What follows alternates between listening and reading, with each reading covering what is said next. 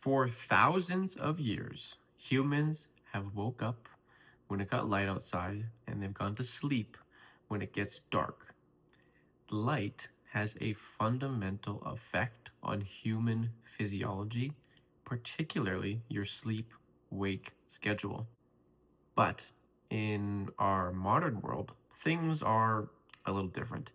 There's lights on all the time, and we have phones, TVs, tablets, smartwatches. Everything has a screen, and these are all emitting light. And they're emitting a particular kind of light that tricks your brain into thinking it's still daytime, even if it were dark outside. And that type of light is called blue light. Now, don't get me wrong, blue light, it's not all that bad. It's actually quite good in the morning and during the day. If you're exposing yourself to blue light, you're telling your body it's daytime, let's be awake, let's be active. That's good. But when it's bad is when you're exposing yourself to blue light when you need to be getting ready for bed. Our bodies have this amazing internal clock called the circadian rhythm. With the circadian rhythm, you also produce melatonin. This, however, can be suppressed when you are exposing yourself to blue light. Like I said, blue light tricks yourself into thinking it's daytime. So if it were dark outside, you have a screen in front of your face and you are staring at it, and it is emitting blue light into your eyes. You are delaying the onset of melatonin in your body, which is the sleepy chemical, so that when your head hits the pillow, you can more easily fall asleep, decreasing your sleep onset, which is good. But as I talk about lots, it's not just about how long it takes you to fall asleep, because maybe you were watching a TV show and scrolling TikTok at the same time, but you fell asleep within 15 minutes. That's fine. You wake up and you think you had a great sleep, but your quality of sleep may have not been good, and it was likely compromised due to your exposure to blue light in the hours before bed.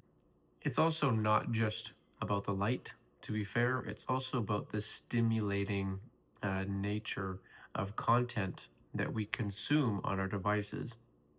So you may have, your phone in night mode or some kind of setting to limit the blue light, or maybe you're wearing blue light blocker glasses, but arguably you're still consuming likely stimulating content, which is also going to affect your sleep onset and your quality of sleep. So it's not just all about, you know, the blue light. It's also about what you're watching on your device. Now, honestly, there are a few things you can do like right away tonight. In fact, I suggest highly that you start these things right now so that you can begin the process of better sleep. The first thing is set a digital curfew. Now, this is going to be hard for most of us. It's hard for me sometimes because, most of us are quite addicted to our devices in some form. But I highly suggest you at least give yourself half an hour minimum with no device before bed, and then start to push that off even more. If you can get to an hour and a half, that is ideal and plenty of time. The next is dim your lights. Now, you may be off your phone tonight, but all the lights in your house are on. Well, then you're still also defeating the purpose. Blue light is emitted from light bulbs as well. So dim the lights, maybe get a red light bulb or something that is amber or orange, close to that light spectrum. Therefore, not tricking your brain into thinking that it's daytime. Now, if we're talking about right before bed, we also need to go back maybe 12, 14, 16 hours to the morning and afternoon. It's really important to also make sure you're exposing yourself to daytime light, preferably right after you wake up within the first 10 to 30 minutes, getting light on your face, into your eyes. Don't stare right at the sun, but get that light exposure. And then also at some point during the day so that your body knows that it's daytime, and to help assist your circadian rhythm and melatonin production later in the day to help for sleep. The last thing I highly suggest is having a really good wind down routine.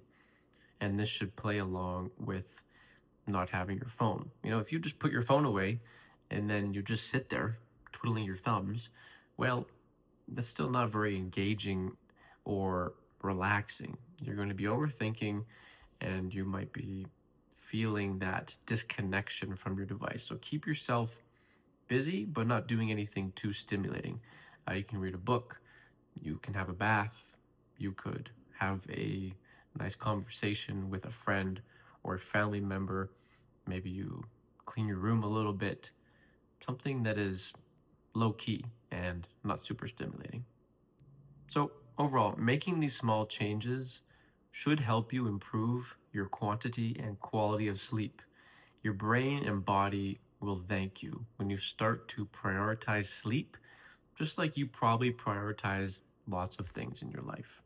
So, I want you to like this video, subscribe for more sleep content, and I want you to have a great sleep tonight. Sweet dreams.